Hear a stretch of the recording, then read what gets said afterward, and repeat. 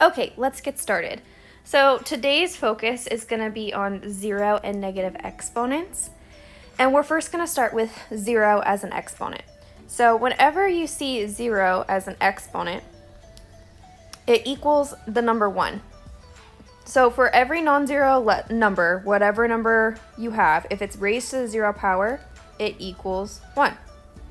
Just an exception though, 0 to the 0 power is not 1.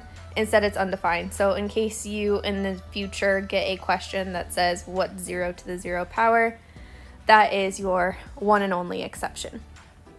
Okay, let's go into example 1. I see 5 to the 0 power, and I know using the rule above up here that anything to the 0 power equals 1, so this equals 1. And then that's it.